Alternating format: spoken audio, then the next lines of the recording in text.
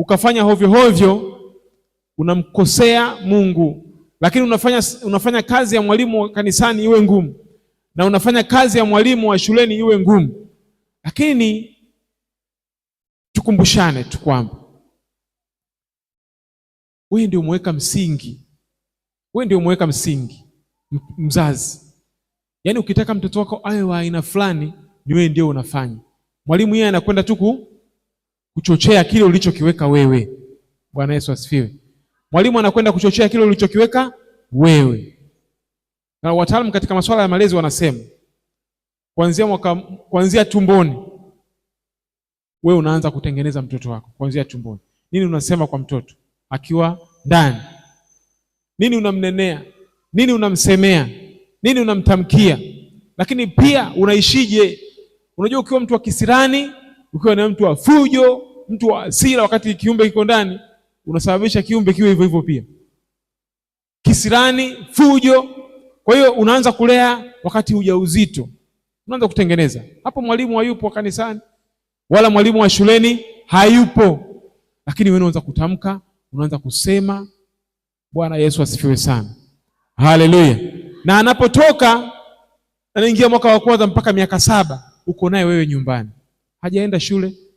Sasa hivi ni miaka 6. Lakini hii miaka ya awali, mwaka 1 mpaka 6 mpaka 7, ni miaka yako wewe mzazi. Kuweka msingi. Kuweka kile unachokitaka kwa mtoto. Alafu mtoto akienda shule, nakwambia hawezi kupoteza kile ulichomwekea. Yaani watakuja wengine hawa watafundisha, watasema, lakini kile ulichomwekea kuanzia tumboni mpaka miaka 7 hata kipoteza. Na nyinyi ni mashahidi, kuna mambo mengine mliambiwa na wazazi, mliwekewa mpaka leo mnavyo. Na mliwekewa mkiwa mwaka 1 mpaka 7, hamjapoteza mpaka leo. Kwa umri ni wa kuangalia sana. Ni wewe kuwa mwalimu sana vya kutosha. Kwa hiyo lilikuwa ni kosa la kwanza, kushindwa kujua ama kusahau ama kujisahaulisha kwamba wewe ni mwalimu. Kosa lingine la pili ni kuwaabudu watoto. Tulisema wapo wazazi wanaabudu sana watoto. Maana yake mtoto hakosei. Yaani mzazi ana mtoto wake ambaye hakosei, hawezi kumuonya, ndio kumwabudu mtoto huko. Lakini pia unamuogopa mtoto wako uliyemzaa. Kwa nini? Kwa sababu amekasirika, kwa sababu amekununia, kwa sababu ni mkali. Basi unamuogopa, unamwacha afanye anavyotaka. Kumbe lile ni kosa katika malezi, kosa baya sana, na unatengeneza mtoto mmoja mbaya sana, asiyeweza kukosolewa, asiyeweza kufundishika, asiyeweza kusikia, kwa sababu umeanza wewe mzazi. Mzazi ukianza kumtengeneza mtoto kuwa awe wa kusikia, mwenye kuonyeka, mwenye kukubali kusikia na kukosolewa, hata wakija watu wengine, sisi wa nje, walimu wa kanisani na walimu wa shule, atapokea. Lakini wewe ukimjengea kwamba hakosei, hakosoleki, ama kasirika, unamwacha, hata akienda shule, akija kanisani, anategemea vile vile. Watu wasimsaishe, watu wasimkosee, wasimwambie umefanya vibaya. Kwa hiyo unatengeneza mtu fulani mbaya sana, wa ajabu sana, lakini source ni wewe mzazi. Bwana Yesu atusaidie sana jioni ya leo. Tunaendelea na makosa. Nimesema somo linalofuata tutakalojifunza pengine kesho, tutajifunza malezi ya ushirikiano kwa pamoja. Lakini hizi siku mbili tunaangalia, tuko nyumbani, bado tuko pale nyumbani. Mama, baba na mtoto na watoto wake. Kesho tutahamia kanisani, pengine na kwenye jamii. Bwana Yesu asifiwe. Sasa kosa la 3. Yako makosa 10 ambayo nimeyaainisha, lakini yako mengine mengi. Lakini kwa sababu ya somo letu, yako makosa 10. Kosa lingine ni upendeleo. Pendeleo. Bwana Yesu atusaidie sana. Nimesema jana, haya makosa ni makosa ya kawaida sana, lakini athari yake ni kubwa mno kwenye maisha ya watoto. Mwanzo 25 mstari wa 28, Biblia inasema, Basi Isaka akampenda Esau kwa sababu alikula mawindo yake, na Rebeka akampenda Yakobo. Upendeleo. Mwambie jirani yako upendeleo. Unajua upendeleo, watu wa Mungu, unakuja automatiki. Sasa unatakiwa wewe mzazi uwe na hekima. Na upendeleo unakuja kwa sababu kama andiko linavyosema, liko wazi. Esau alikula nyama. Isaka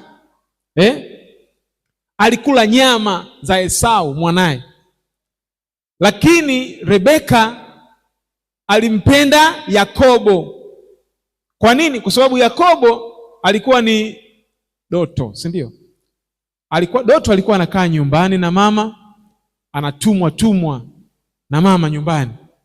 Inawezekana hata jikoni alikuwa anaingia, lete unga, lete nini, alikuwa ni mtoto wa mama. Kwa anamuitikia, anamtii, hivyo akachukua upendo wa mama. Lakini Esau akachukua upendo wa baba. Kwa nini? Kwa sababu alikuwa analeta nyama. Esau alikuwa ni mwindaji, kwa anaenda huko msituni, anapewa nyama. Upendo ukagawanyika katika familia. Isaka akawa ni mtoto, mwanaye ni Esau, lakini Rebeka mwanaye akawa ni Yakobo. Hii ni familia moja ya watu wanne. Baba ni Isaka, mama ni Rebeka, mtoto ni Yakobo na nani? Na Esau. Lakini wanaigawa familia. Inawezekana na wewe ndugu yangu, mzazi mwenzangu, kama mimi wa kizazi kipya nimesema jana, ama hata na wale wazazi wa zamani, tuje na wenyewe. Inawezekana mtoto wako mmoja ni mzuri sana kwa kutoa, sio?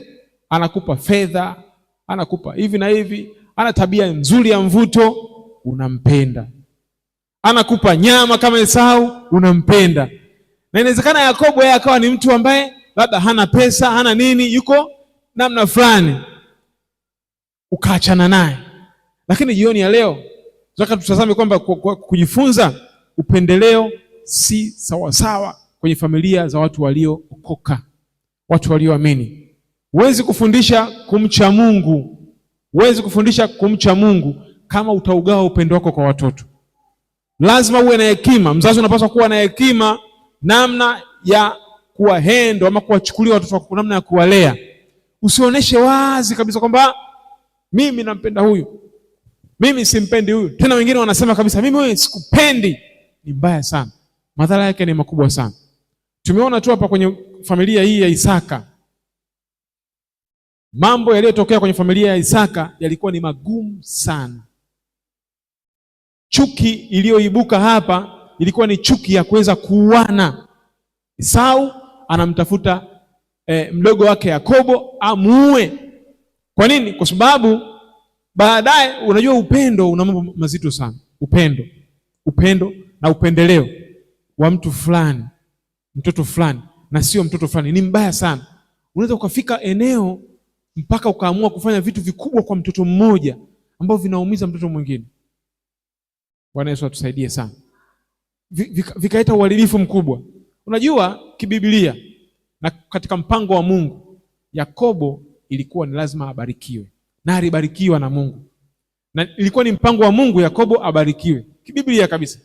Alisema, ukisoma hayo maandiko kwenye Mwanzo 25, ukirudi nyuma utaona Mungu anasema huyu nitambariki, mkubwa atatawaliwa na mdogo, na mdogo atamtawala mkubwa. Kwa baraka ya Yakobo ilikuwa ni ya kibiblia kabisa, ilikuwa haina shaka kabisa. Tatizo upendeleo. Bwana Yesu atusaidie. Yaani Rebeka hata asingefanya chochote, asingefanya hila yoyote kama mama, Yakobo angebarikiwa.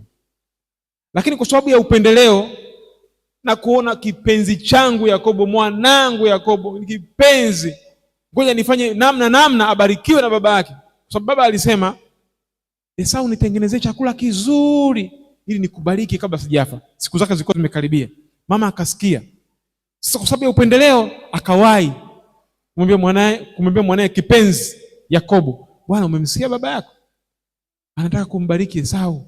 Sasa fanya hivi mwanangu, si mtoto wake wa ndani wa moyoni, tengeneza ngozi nzuri mwilini mwako, huwa mwana kondoo, tengeneza ufanane na Esau. Esau alikuwa ni mtu mwenye manyoya mengi. Uende kwa baba yako umtengenezee kitoweo, alafu akikugusa atajua ni Esau. Hiyo ni hila. Hiyo ni nini? Ni hila. Sasa Rebeka anamtangulia Mungu. Anamtangulia nani? Mungu. Sasa Mungu angembariki Yakobo hata kama Rebeka asingefanya hila. Hata kama Rebeka asingetengeneza mpango wa mtoto wake kubarikiwa na baba yake Isaka, angebarikiwa. Lakini anamtangulia Mungu. Sasa wengi tunamtangulia Mungu kwa sababu ya upendeleo. Mungu akutusaidie sana katika jina la Yesu. Upendeleo ni hatari.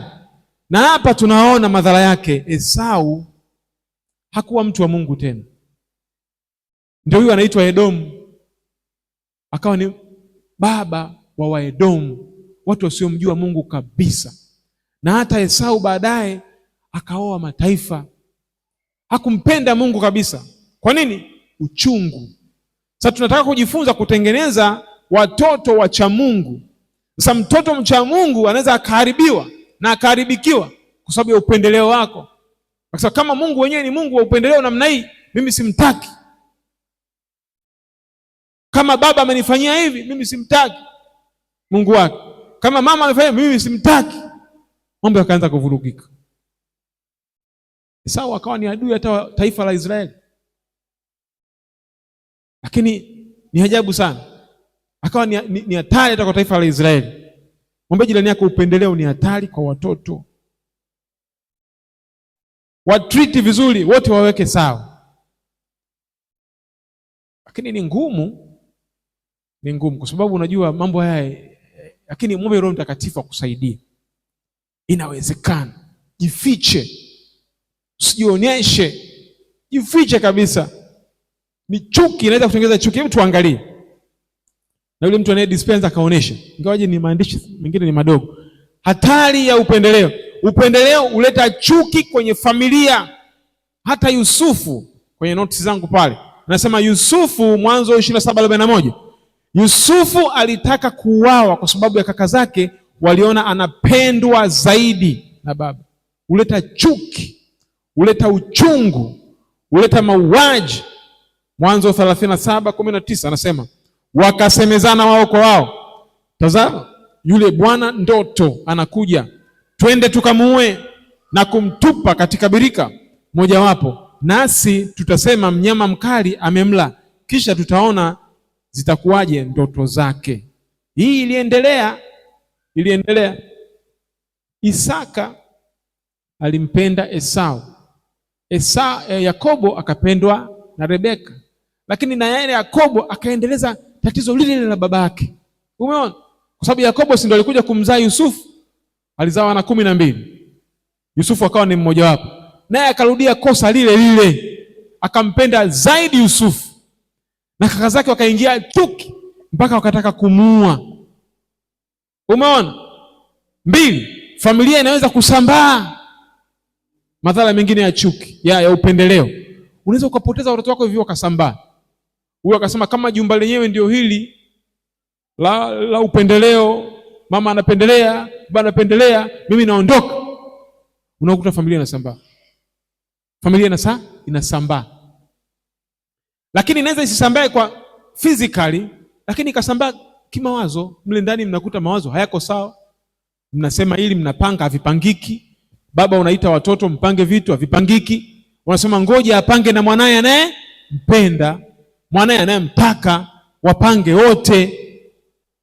Yes ni wa fulani, tuwaone. Mawazo yanasambaa, mioyo inatawanyika, mioyo inagawanyika. Kwa nini? Chanzo ni wewe mzazi. Bwana akatusaidie katika jina la Yesu. Upendeleo unasababisha uchungu. Mwanzo 27:43.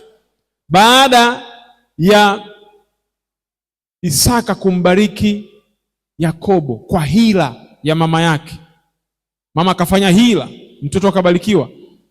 Esau anasema katika Mwanzo 27:43, mama anasema, na sasa mwanangu, sikia sauti yangu, uondoke ukimbilie kwa Labani ndugu yako huko Harani. Kwa nini anamwambia akimbie? Mama yake Yakobo, yani Rebeka, anaambia mwanangu kimbia. Kwa nini? Esau kaka yako anataka kukuua. Upendeleo unaleta mauaji kwenye familia. Inasemekana, wasomi wa Biblia wanasema Yakobo alikaa uhamishoni kwa mjomba wake, kwa Labani kule kwa mjomba wake. Alikaa mbali na Esau zaidi ya miaka 30. Si unakumbuka? Alikwenda kwa mjomba wake Labani, akatumika miaka 7, akatumikia kupata nani? Kupata mke, akadanganywa. Mara miaka 7, ikapita miaka 7, akatumikia mke mwingine wa pili, Rachel na Raheli, si ndio? Rachel na Lea. Akatumikia tena miaka 7, 14. Bado miaka mingine 6 ya kufanya kazi, 20. Bado miaka mingine ya kuzunguka miaka zaidi ya 30. Anahangaika. Haonani na nani? Na kaka yake Esau. Wapo watu wengine mpaka leo wametengana familia. Wapo kabisa. Achana na Yakobo na Esau. Wametengana. Lakini chanzo ni nini? Pendeleo. Hebu baba, mama uliyeko jioni leo hapa katika kanisa hili la Jerusalem City Temple, achana na habari ya upendeleo. Nyoka. A iwe A, B iwe B. Kama unayo mapenzi yako yaweke moyoni. Bwana Yesu asifiwe. Yaweke wapi? Moyoni. Kama una vitu vyako unataka kumpa huyu, mpe basi kwa namna nzuri ya hekima. Mpe kwa namna nzuri ya hekima, ili wengine usiwaumize mioyo, wakasema Mungu wako kama Mungu hivi, basi mimi simtaki. Nimetangulia kusema kwamba Esau hakumshika Mungu wa baba yake na mama yake kwa sababu hii, akaachana. Na sisi tunataka kutengeneza wacha Mungu. Bwana Yesu atusaidie. Mimi bwana, najua hii ni simu yangu, kwa hiyo nitainani hiyo sehemu, nitaiskip, nitaifinya, sitaionyesha. Mimi bwana, wazazi wangu wananipenda sana, hasa mama na baba naye alikuwa na watoto wake anawapenda, lakini mama mimi ananipenda na anakashaniambia, na ameniambia sana, na vitu vingi ninavipata kwa mama, ila ananiambia James, hiki usiwaambie wenzio. Ananiambia tukiwa wawili, usiwaambie wenzio, hiki usiwaambie, seme. Unaona? Lakini sio unajimwaga tu mama, unajimwaga.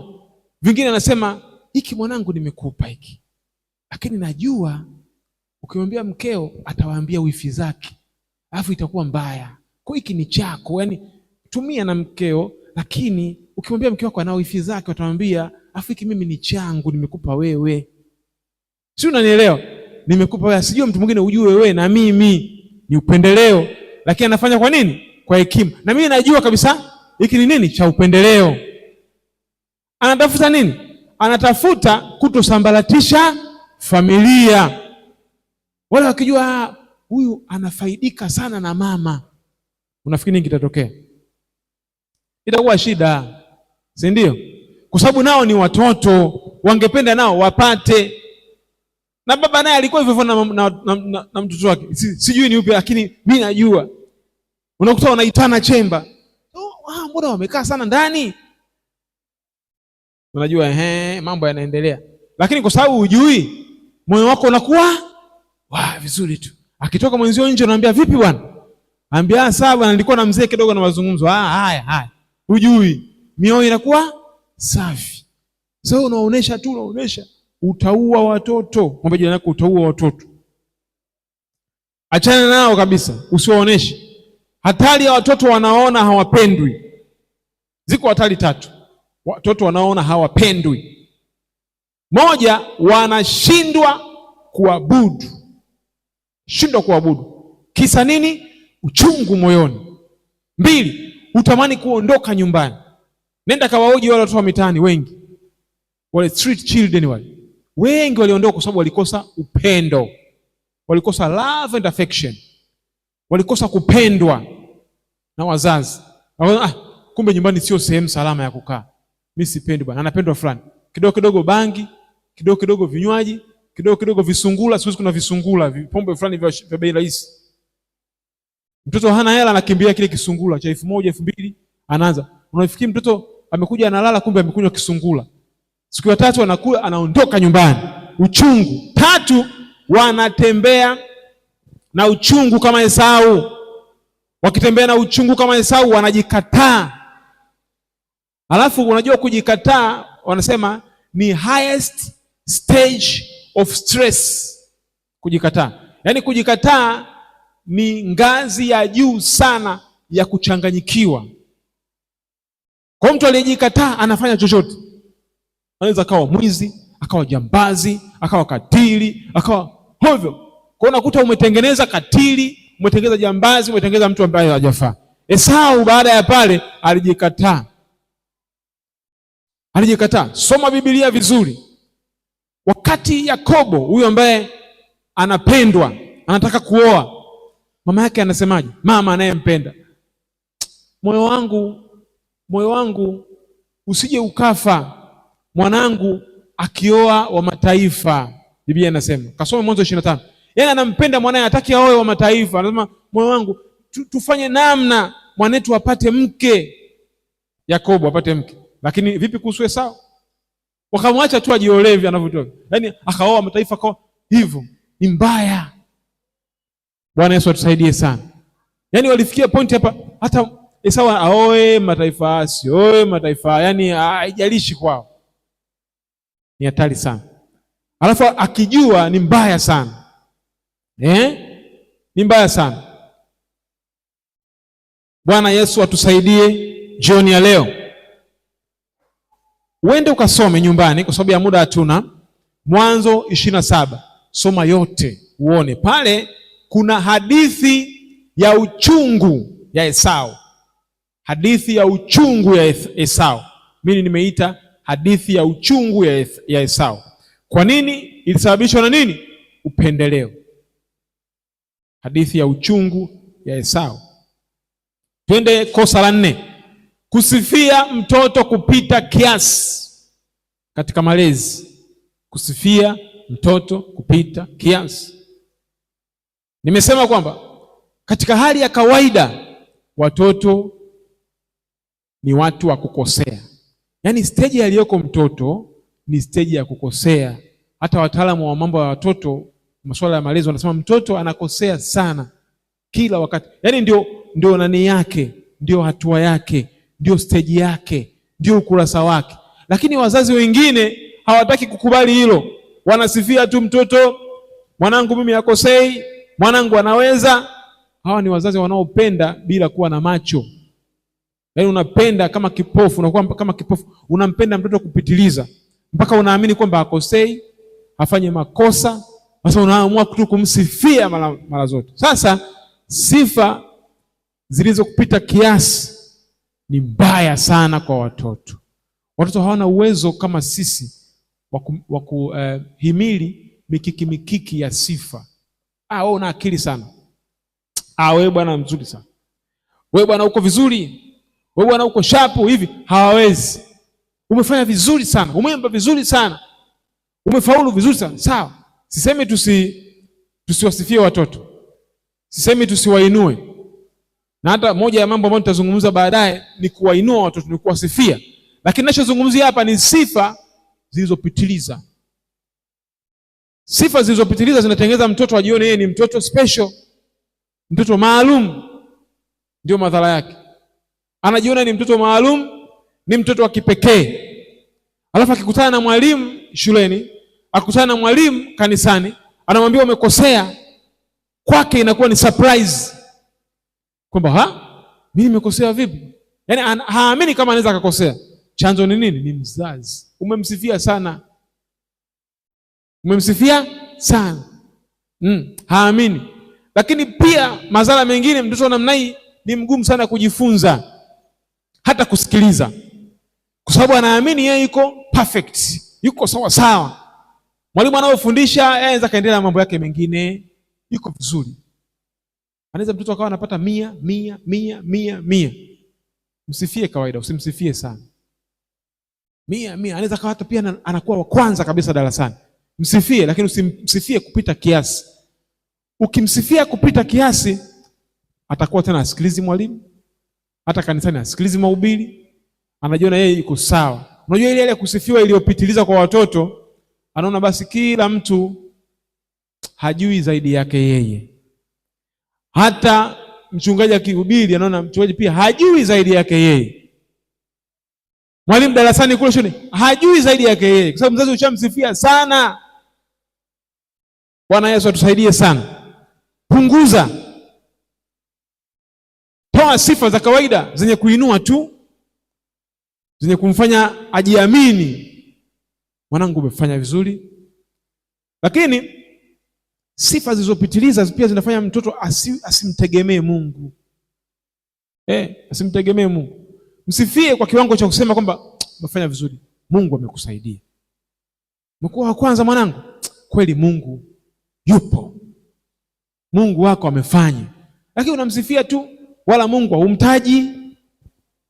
Mungu hausiki. Anajua yes, naweza. Na watoto wa namna hiyo wakianza kuanguka, wanaanguka kweli kweli.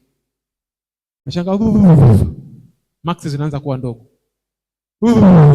Kilo kinaanza kuwa kidogo. Kwa sababu wewe ndio umesababisha. Simuona Lucifer kilichomponza ni sifa. Alianza kujisifia. Lakini pia sifa zilitokana na wale watu ambao walikuwa anatoa amri wanaitikia. Malaika, yeye alikuwa ni malaika wa sifa. Akifanya hivi watu wanainama, akifanya hivi watu wanajiona yeye ndio yeye. Niyo mtoto vipi pia naye alivyo. Na anaweza kutengeneza uasi. Mtoto anaweza kutengeneza uasi. Kisifiwa sana. Kwa sababu mwisho wa sifa ni kiburi.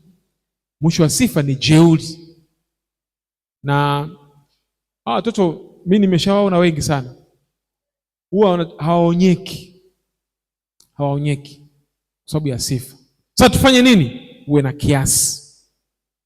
Kuwa na kiasi. Lakini pia mpe pongezi anapofanya vizuri, ili kumjengea kujiamini. Lakini sifa zisizidi utamu wa kiroho na kiakili. Wakati mwingine nasemaga, wakati mwingine ili nao pia ulishike sana mzazi. Wakati mwingine mtoto akifanya vizuri, muoneshe kwamba kufanya vizuri ni wajibu wake. Wala usimsifie. Umefaulu, unatakiwa uwe wa kwanza. Unatakiwa uwe wa kwanza. Yaani jikaushe. Usimuoneshe kwamba ni kitu kikubwa sana.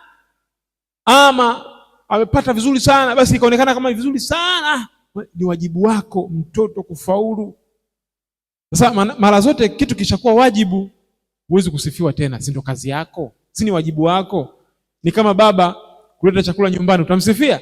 Hamna, huwezi kumsifia, ni wajibu wake. Utaambia tu baba asante, Mungu akubariki, ulete tena siku nyingine. Lakini huwezi kila siku unampongeza baba, unapongeza. Ni wajibu wake, ni kazi yake.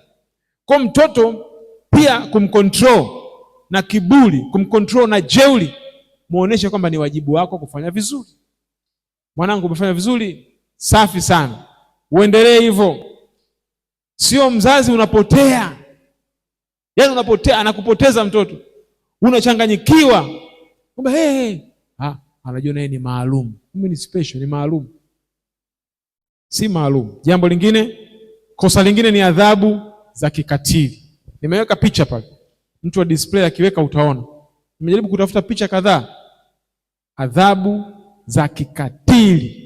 Mwambie jirani yako adhabu za kikatili. Hili ni kosa.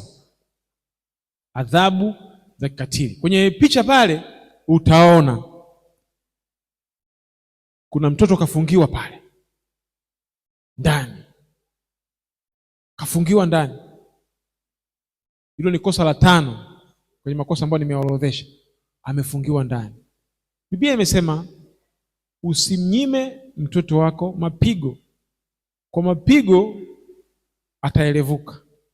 Kwa mapigo utamuokoa na kuzimu kimchapa. Lakini sasa wakati mwingine wazazi tunapitiliza fimbo. Tunaanza adhabu za kikatili. Na wazazi wengine wameokoka. Mimi nishaona mzazi anatoa adhabu ya mtoto, kamfunga kwenye gunia, anamtandika, ameokoka kabisa. Lakini mtoto amemchosha, yaani mtoto amekuwa ni kisirani, mtoto amekuwa ni mambo mengi. Kwa hiyo sasa mzazi anasema mimi leo huyu nitamkomesha, mimi leo huyu nimechoka. Chukua mtoto kwenye gunia lile la mchele, tumbukiza mle, afa kafunga juu. Sasa anaanza kupiga popote, anapiga ile gunia linajivingisha, anapiga popote. Jamani, wewe hujaokoka wewe.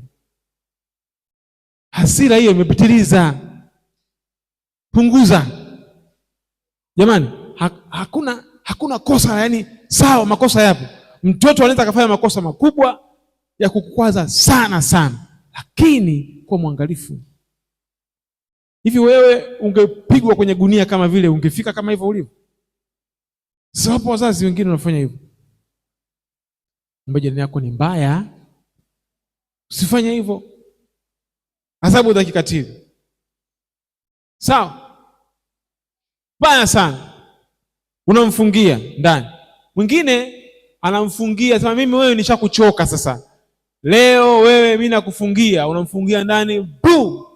Alafu hamna pale nyumbani dada yoyote, hamna huyu, basi unamwacha pale. Na ishatokea wakati mwingine umemfungia, umeenda kazini, alafu nyumba inaungua moto. Wewe kwa hasira zako umemfungia mtoto ndani. Tuwe na kiasi. Mmoja na kuwe na kiasi. Unajua madhara ya kupiga kupitiliza. Tunasema kwamba lengo la adhabu ni kuzibua ufahamu wa mtoto. Yaani unapomtandika akili yake inazibuka, kumbe hiki Mungu anataka hiyo. Lakini adhabu ya kikatili haina lengo la kuzibua akili, linatengeneza mtu mkatili duniani. Ndio tofauti yake. Fimbo hizi za kuchapa zinamzibua mtoto akili, anakaa sawa sawa. Lakini adhabu za kikatili zinatengeneza mtu muasi, matokeo yake zinatengeneza mtu mkatili, zinatengeneza mtu sugu, zinatengeneza mtoto asiyesikia. Si umeokoka? Omba. Si ndio? Ukiona yamekuzidi hapa, omba. Kwamba sasa umechapa, omba. Usibadilike sasa unasema mimi sasa amenishindwa kunisikia, mimi nitampiga sana vyuma sasa ndio atasikia. Hapana. Matokeo yake unatengeneza kitu cha ajabu kisichofaa.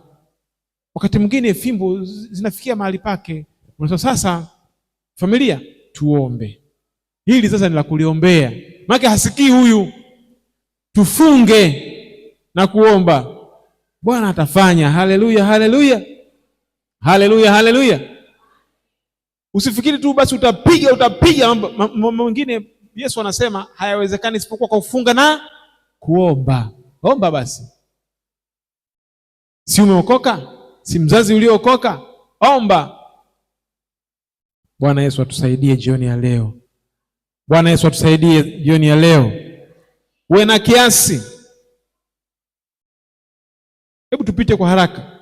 Ni namna gani ya kutoa adhabu? Moja, elewesha mtoto kwa nini unampiga. Kwa nini unamchapa? Moja. Njia nzuri ya kufanya adhabu. Elewesha njia sahihi. Mimi mzee wangu alikuwa akitaka kukuchapa. Akamwambia kaa chini, unakaa chini. Unajua kwa nini nakuchapa? Nakuchapa kwa sababu tuliagizana uleo kwamba utafanya hiki, utafanya hiki, utafanya hiki. Hujafanya. Kwenda chini, unachukua zako, unaondoka. Umeelewa? Sasa wewe unapiga. Lakini pia muoneshe neno la Mungu. Muoneshe neno la Mungu linataka nini kwake kuhusu adhabu. Kwamba ni haki yake kuadhibiwa. Ili atengenezeke asiwe na jeuri, ni haki yake. Lakini pia ukiwa na hasira usitoe adhabu kwa mtoto. Bwana Yesu atusaidie. Ukiwa na hasira usitoe adhabu kwa mtoto. Mimi nishaona watu wengine wamekuwa na hasira imewapanda, umevunja mtoto mkono. Hasira. Shetani yupo hapa. Ukiwa na hasira. Umeokoka ndio, lakini yuko hapa.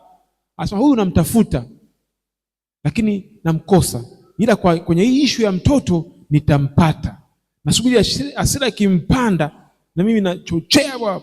Unakuta unapiga, umevunja mkono. Wengine hasira zimewapanda, wameunguza watoto na moto. Mimi leo nakuchoma moto. Shetani yuko. Nasema leo mlokole ni naye. Mlokole leo ni naye. Umeunguza mtoto moto. Baadaye unaanza kulia, mtoto ameungua. Vipi ameungua? Wewe mwenyewe umemuunguza, sio mwingine. Wewe umeokoka. Wewe mzee wa kanisa wewe shemasi wewe. Umeshaunguza mtoto. Wewe muimbaji wewe, ushaunguza mtoto. Una regret. Unalia. Kwa usiadhibu. Achana na hiyo habari. Kama muone imekushinda, sema leo nimekasirika sana. Nafikiri tutaongea kesho mwanangu, hebu nenda. Kesho tena bado anambia nenda tutaongea wiki ijayo. Kulikoni ukafanya alafu ukajuta. Msishindane. Jambo lingine, wazazi wawili msishindane kutoa adhabu au kubishana. Labda mama anaona inastahili adhabu, baba anaona haistahili. Sasa mtoto yuko katikati, anaangalia mechi ya baba na mama, wanashindana, tupige, wewe upige usipige. Mimi nakwambia lazima nimchape. Usimpige mwanangu. Mama anakuja, mimi nipige mimi. Mambo gani hayo? Mimi nakwambia kama mwanangu mimi umpigi. Sasa mtoto anacheka, hii kweli kali. Baba na mama leo wanapambana. Mnatengeza kitu cha ajabu pale kwa mtoto. Alafu ataanza kukaa, mimi ni wa huku, kumbe mimi ni wa mama. Mama ananitetea sana. Mbona amesema kama akipigwa bora apigwe yeye. Au mama anasema mimi naondoka ukimpiga mwanangu. Mimi naondoka. Kweli umeokoka unasema mimi unaondoka kweli? Na wewe umefungishwa ndoa kanisani umeokoka. Tukapone katika jina la Yesu. Haleluya. Mwadhibu mtoto kwa upendo. Mithali 3:12. Mwadhibu kwa upendo. Tena alione pendo la Mungu unapomtandika, unapomchapa. Anasema kwa kuwa Bwana ampendaye humrudi kama vile baba mwanae ampendezaye. Kumbe mwanangu, mimi nakutandika na kupenda. Nataka nikutoe kwenye ujinga. Sasa utakula viboko. Kwa upendo, alione pendo la Mungu. Usitamke maneno yasiyofaa wakati wa kutoa adhabu. Hiki kitu mimi ninachokifundisha nimekiona na nimekishuhudia. Mzazi tena alikuwa ni mwanamke yule mzazi. Mimi nikafika pale nyumbani kuangalia, kuwatembelea. Nikakuta mtoto anaadhibiwa. Sasa nikawa sijaingia getini bado. Ndugu yangu, maneno aliyokuwa anarushwa kwa mtoto ni mzazi asiyeokoka kabisa. Lakini ni mzazi ameokoka. Nikasema huyu mtu anamchapa mwanae, sawa, sio shida. Lakini haya maneno anayotamka mbona ni mazito? Mbona ni kama yani kimsingi alikuwa anatukana kama wale wasioamini. Anamtukana nani? Mtoto. Kwa sababu anamchapa. Huko anatukana. Huko anatukana. Ni mbaya. Huo sio Ukristo. Huo sio wokovu. Mzazi aliyeamini hawezi kwanza kutandika na kutukana. Matusi ya nguoni anamtukana mwanae. Nipoingia alifadhaika sana moyoni. Akaona amesikia niliokuwa natukana, na mimi nikaona ili angalau nimsaidie mambo yaende sawa, nifanye kama sijasikia. Basi imetosha. Kile baadaye nikamwambia, mbona unatukana? Mtoto alivyoondoka, mbona unatukana bana? Wewe unatukanaje? Mtoto unamtukana bana, vinakwaje? Muokoka kweli? Haifai. Alafu unatamka unaumba. Maana kinywa chako kinaumba. Mtoto kama mbwa. Akili yako hivi, sasa mtoto anakuwaje mbwa? Basi sasa naye aliyemzaa ni nani? Tusitamke maneno mabaya. Lakini pia usipige mtoto kila wakati. Hiyo ndio namna sasa. Sio kila wakati. Piga kila wakati. Kuna wazazi wengine anafanya hivi. Mtoto wake tuseme hapa kuna mtoto anaitwa nani? Pita. Hebu njoo hapa. Kanakuja kapita. Kalete maji. Yaani kila swala, kila jambo ni kofi. Njoo hapa. Nawisha hapa. Nawisha vizuri. Yaani kila kitu, mpaka inafika jioni mtoto kala makofi karibia 40. Kimbia dukani. Yaani makofi tu. Sasa hii sasa nakuchapa. Hii sasa nakuchapa. Yaani makofi sasa yameshakuwa mengi. Hii sasa nakuchapa. Nenda. basi maskini mtoto anakuwa ni mtu wa vita. Watu wa Mungu, watoto gani tunatengeneza hao? Ni watoto wenye hofu. Tunatengeneza watoto nini? Wenye hofu. Mwambie jirani yako usitengeneze mtoto mwenye hofu. Yaani mpaka mtoto akisikia pita, akisikia anajua tayari kofi. Watu wa Mungu, ni mbaya. Mwambie jirani yako ni mbaya. Haipendezi. Yaani lazima mtoto akikuona asikie raha. Si ndio? Asikie raha. Mtoto akisikia baba anaita pita, anajisikia raha. Si ndio? Uoni mimi nikirudi nyumbani watoto wote wananikimbilia. Wananukia mpaka yani inakuwa tatizo, wananikimbilia. Ndivyo nilivyojitengeneza. Nitengeneza wanipende, yani sio mimi kama ni simba. Kwa nikiingia tu pale, baba huyu kananukia hapa, mwingine kananukia hapa. Hivyo ndio vizuri. Lakini sio baba unaingia kila mtoto huyu hivi. Ama sawa anakuja kukupokea, huyu anachukua begi, beba vizuri. Watu wa Mungu, ni nini hicho tunafanya? Beba vizuri. Yaani mtoto ana makosa.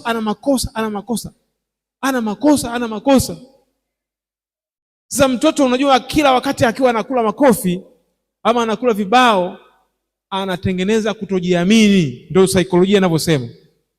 Anatengeneza kutojiamini kwa lolote. Kwamba kila analolifanya anajua ni kosa. Sinapigwa. Hata likiwa zuri ni kosa. Anapigwa. Mungu atusaidie. Haleluya. Watoto wao unakuchangamkia. Tungekuwa tunakaguana hapa tungeona. Hapa tupondo tungeona haya.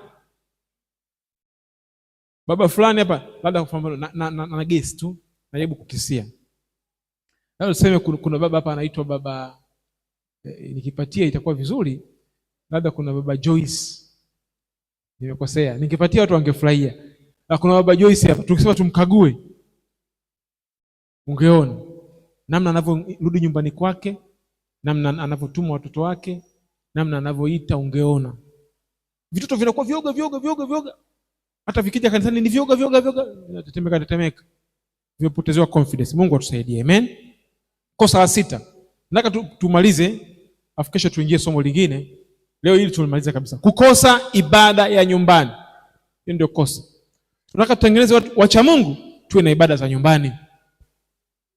Lazima tuwe na ibada za nyumbani. Nasema Timotheo wa kwanza 4:8. Kwa maana kujizoeza kupata nguvu za mwili kwafaa kidogo. Lakini utauwa hufaa kwa mambo yote.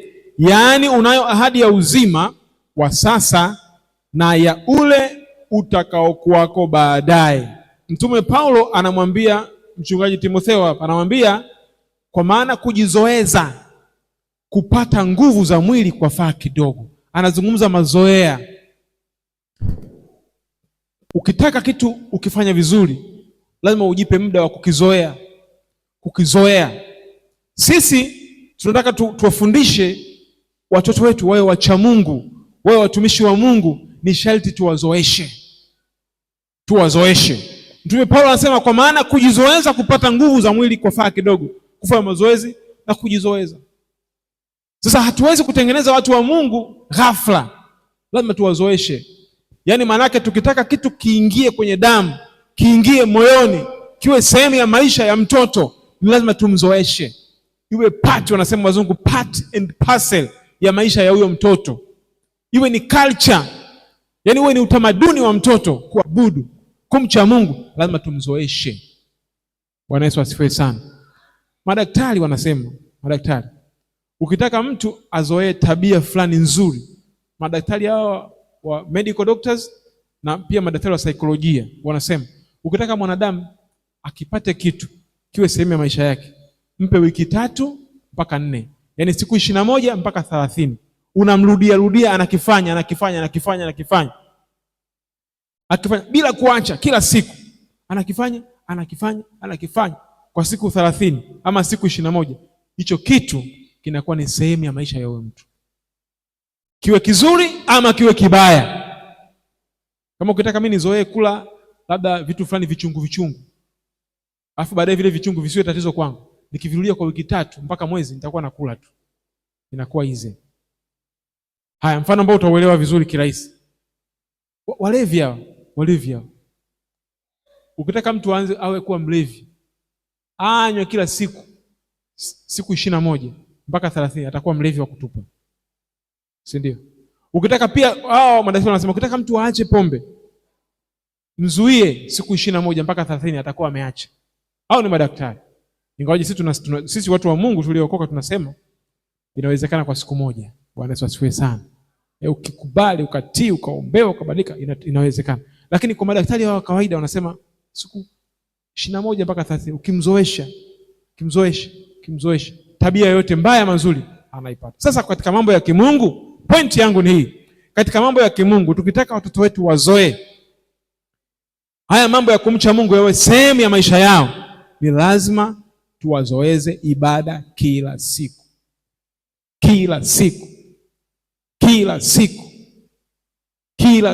Mwambie jirani yako kila siku. Nije kwa watoto wangu hapa.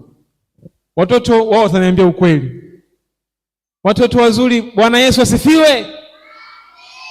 Haleluya. Niwaulize, kule nyumbani mna ibada? Wangapi wana ibada nyumbani? Wapigieni makofi. Kumbe ninyi ni wazazi wazuri. Umeona Ninyi wazazi. Watoto wangesema hii inawasaidia kila siku. Wakati mwingine ibada bwana, kwa watoto inachosha. Lakini wapangie.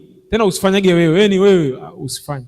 Mpangie kama una watoto wako 2, kama una mtoto mmoja, panga leo nitatoa neno mimi, kesho atatoa huyu mtoto. Kesho kutwa atatoa mama. Kwa mnazunguka. Mtoto anazoea ibada, anazoea kutoa neno, anafafanua, anaeleza maandiko. Ambaye leo unahubiri, anahubiri. Wala wewe usimuingilie. Ndio mazoea hayo. Anajizoea kila siku. January, February, March mpaka December. Yanakuwa ni maisha. Sisi tumeishi hivyo miaka yote. Bwana Yesu asifiwe sana. Nyumbani kwetu tumeishi hivyo miaka yote. Wakati mwingine upendi, wakati mwingine utaki, lakini nitakwambia, mzazi anakwambia tumeanza kitabu cha Mwanzo. Kwa hiyo Mwanzo sura ya 1 mstari wa 1 mpaka wa 6, kesho utatuhubiria. Kwa hiyo unanyoa, unajua ujipange vipi fanya, lakini kesho ni zamu yako. Mwingine Mwanzo inaisha, inakuja Kutoka, inakuja hivyo mpaka Ufunuo. Bwana Yesu asifiwe. Kujizoeza kwa faa sana kwa mwili, lakini kwa roho ni zaidi. Mambo ya roho kujizoesha ni zaidi. Mwambie jirani yako mambo ya kiroho ni zaidi. Mambo ya kiroho ni zaidi. Naomba nikimbie niende sasa tatizo la 7. Kutofautiana katika misimamo ya malezi ni kosa lingine. Kutofautiana katika misimamo ya malezi. Nimesema ni falsafa ya malezi. Sasa falsafa ni mfumo wa namna mtu anavyoamini jambo fulani. Ndio philosophy. Ni namna unavyoamini jambo fulani, unavyolichukulia jambo fulani. Ni mfumo fulani wa imani ambao umejijengea kwamba kitu fulani kitawezekana kikiwepo kitu fulani.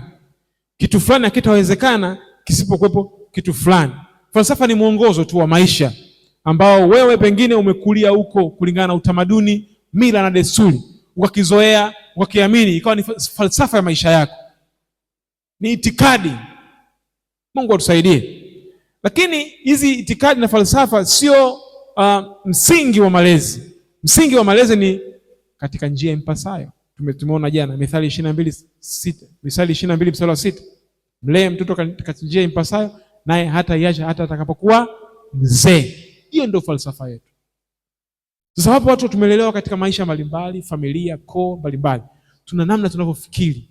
Kwamba ninavyofikiri hivi ndio vizuri, mtoto atakuwa hivi. Mfumo ule ambao umelelewa, maisha yale ambayo umekulia, hii inafaa, lakini kumbe haifai. Sasa nitakuonesha mfano.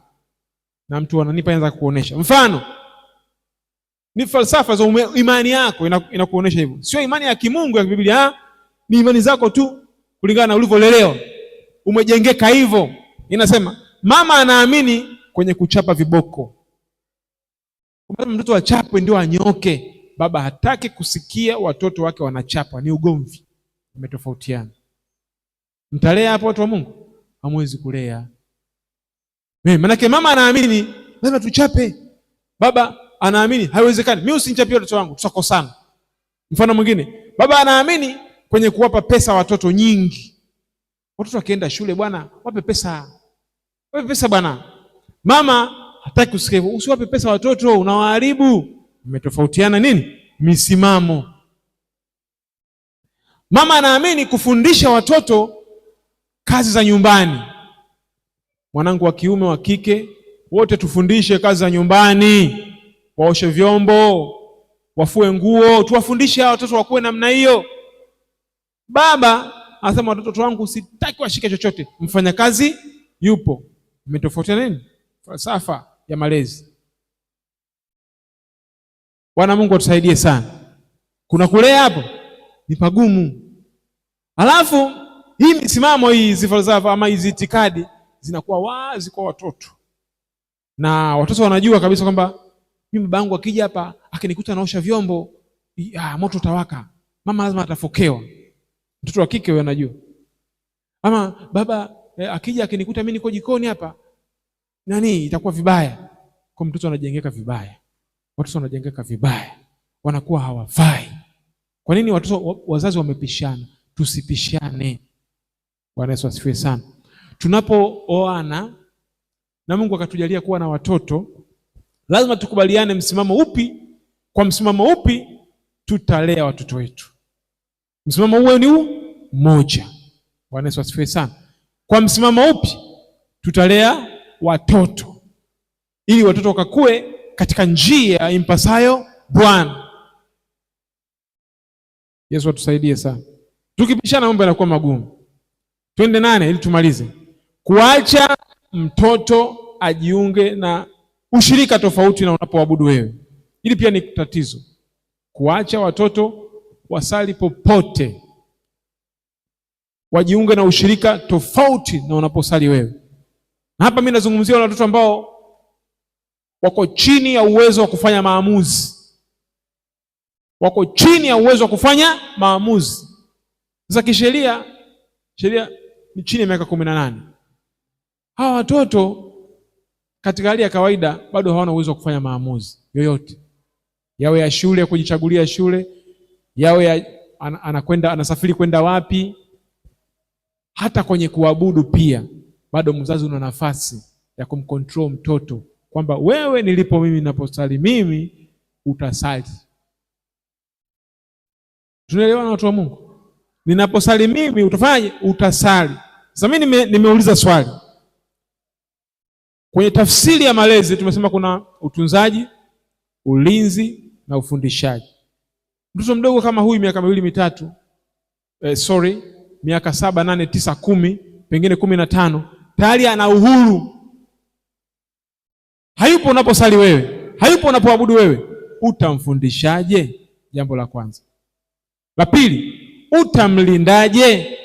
La tatu, utamfundishaje? Kwa sababu tayari ameshaanza kuwa na maamuzi yake. Yesu atusaidie jioni ya leo. Swala la malezi, hawa watu ambao wako chini ya umri wa 18 halina demokrasia. Halina nini? Demokrasia. Kuna aina nyingi za malezi, tungekuwa na muda tungezifundisha. Kuna aina nyingi za malezi. Na moja ya malezi ni hii tunasema laissez faire. Namna ya kidemokrasia. Yaani mtoto unamwacha anafanya anavyotaka. Anasafiri anavyotaka. Anakwenda anakotaka. Anaabudu anakotaka.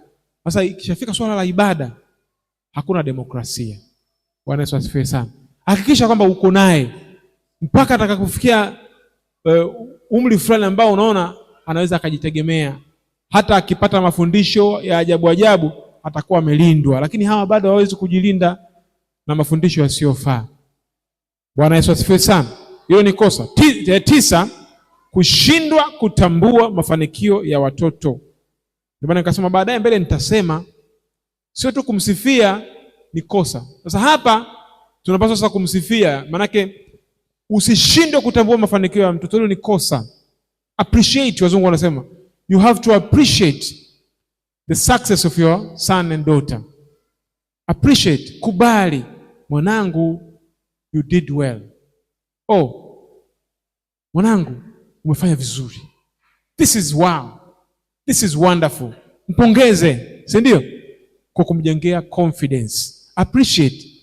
Wakati wa umri wao watoto hawa, ili waweze kuendelea, waweze kuinua, wakubali, wa appreciate. Usiwe sasa wewe baba tena umeshaambiwa usisifie, basi ndio usifika pesa mgumu kama jiwe la kwenye mto. Hapana. Kubali wakati mwingine, mwanangu wewe uko vizuri. Wewe uko vizuri. Kosa lingine tukalomalizia kwa jioni ya leo na somo letu, tuende kumaliza, ni zawadi zisizofaa. Mwambie jirani yako zawadi zisizofaa. Zawadi zisizofaa. Sasa mimi nimeona katika wazazi wengi wa kidigitali, wazazi wengi wa sasa, tuna zawadi nyingi ambazo hazifai. Na moja ya zawadi ambazo zimewalibu watoto ni simu. Simu. Mwambie jirani yako simu. Simu. Vyovyote vile ambavyo umefanya, vyovyote vile ambavyo tumekosea, lakini tafiti zinaonyesha simu ni kifaa hatari sana ambacho shetani anakitumia kuangamiza watoto, hasa hawa ma teenager. Teenager ni mtoto kuanzia miaka 10 mpaka miaka 19. Hawa 10 mpaka 19.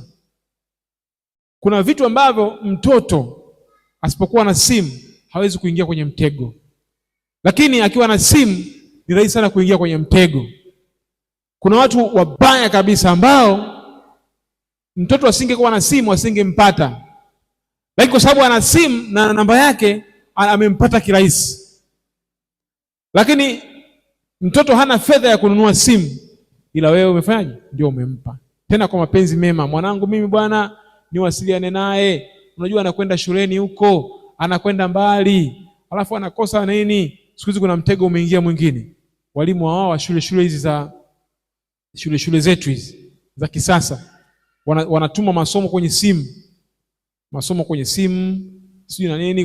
Mwanangu anakosa masomo, hana simu janja, hana nini. Kumbe unamnunulia mtego. Unamnunulia mtego. Sasa simu hizi zina vitu vingi, simu janja, ambazo akili ya mtoto hawezi kucontrol. Watu wa Mungu, najua wazazi wengi wamewanunulia nazo, watoto wanazo, akienda shule anaiweka, akirudi nyumbani anaichukua, lakini pale shetani anampata kirahisi. Sisemi asipokuwa na simu shetani hawezi kumwandama na kumpata, lakini simu imemrahisishia shetani sana sana sana.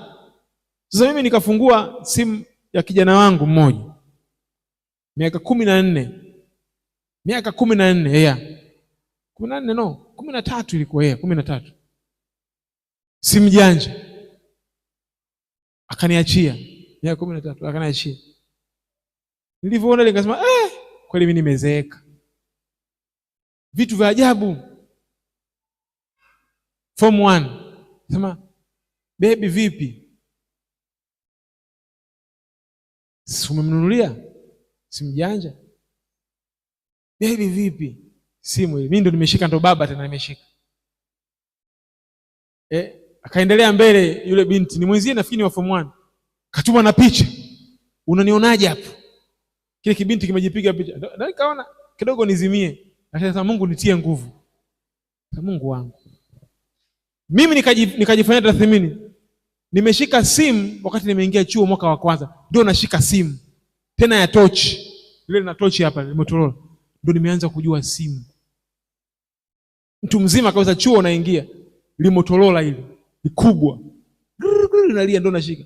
Lakini huyu kuna kosa limefanyika, ana smartphone anatumia mpaka na picha na baby miaka 13.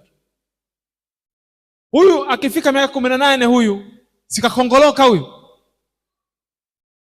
Kakongoloka. Watu wa Mungu. Ni sumu. Zawadi zisizofaa. Mtoto kafaulu sifu, kafaulu kapata division 1. Pata simu zako. Watoto wanaangamia. Watoto wanafanyaje? Wanaangamia. Tutake tusitake, tusimame. Wewe tafakari tu. Mimi sitaki nizungumze sana hapa, sababu najua wengi hapa na karibia wote tupo kwenye mtego. Tumeingia kwa visingizio vizuri kabisa, lakini shetani anatumalizia watoto. Tusimame, tusiendelea. Usisikitike, omba. Na watu wamesikitika hata kusimama wataki. Usisikitike, lakini hali hii ndio ilivyo. Wewe omba, halafu fuatilia. Omba, fuatilia. Kama ni kusoma, asome. Yasiwepo mambo mengine tena. Haleluya, haleluya. Tutaomba. Tutakwenda kuomba. Muda wetu umekwenda kweli kweli. Sana umekwenda sana. Lakini tutaomba kwa kifupi. Ya kesho, watoto, kesho tutaomba kwa ajili yenu. Sawa eh? Haleluya watoto. Haleluya watoto. Kesho tutaomba kwa ajili yenu. Kwa msikose, mwambie jirani yako, kesho tutaombewa hapa. Amina. Mitihani yetu, shule na kila kitu, Bwana akatusaidia. Hebu tukaombe watu wa Mungu. Makosa tunayofanya yanaweza kawa mengi zaidi ya haya. Mengine hatujayataja. Lakini mwambie Bwana nisamehe. Lakini pia nisaidie kuweza kuyaondoa haya. Mengine yanaweza kana yakawa yameshika mzizi. Mengine ndio yanaanza. Wazazi wengine ni wapya kabisa. Labda pengine mtoto wenu ndio ana miezi 2 mitatu. Labda pengine ana mwaka mmoja. Sasa muombe Mungu akusaidie. Mungu ndo nimeanza mimi, nisaidie ili nisiingie kwenye mitego hii, niweze kupata kijana mcha Mungu, mtoto mcha Mungu.